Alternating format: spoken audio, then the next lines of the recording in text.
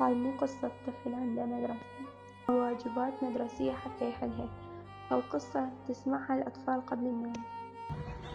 اسمع لك، بطل بالبيت اذا ما تجيب ال 25، احسب حسابك، فهمت ولا لا؟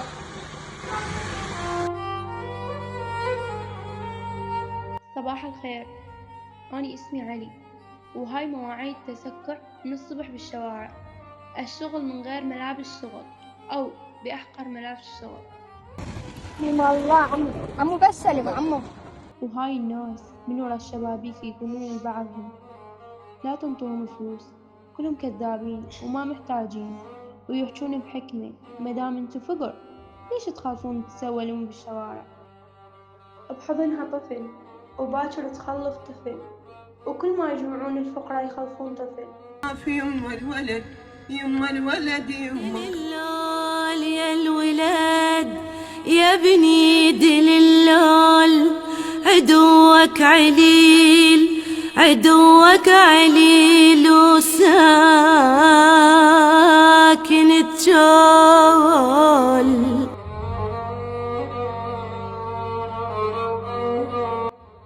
يا الله، ليش الإحساس بالناس ما يحضر بالنهار؟ ولا واحد منهم يلاحظ هذا الطفل ويسأله سؤال واحد بسيط: وين أهلك؟ منو أبوك؟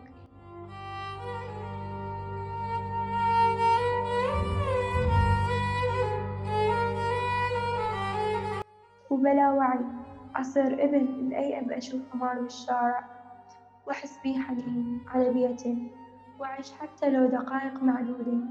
أتمنى بس لو هذا أبوي إيده بإيدي، وأتخيل أني من هالعائلة متماسكة وأعيش عيشتهم وأتحلى بتربيتهم.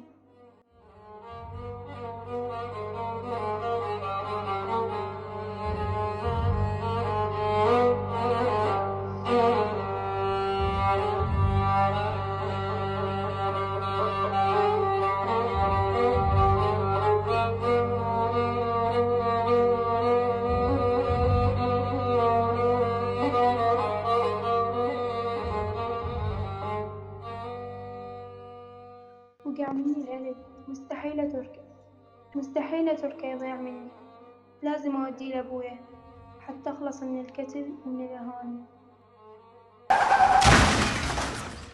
وهنا ال1000 دينار ما خلصني من أبويا بس، خلصني من الدنيا كلها. ارتاح يابا، هسه ارتاح.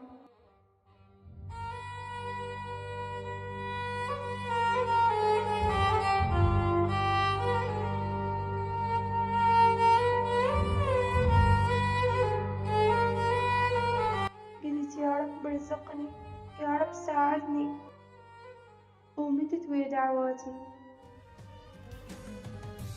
خلونا من هالحكي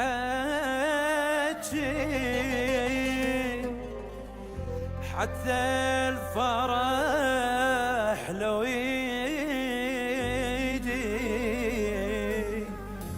ما دام عدنا الحزين ياهو اللي يعوف البكي.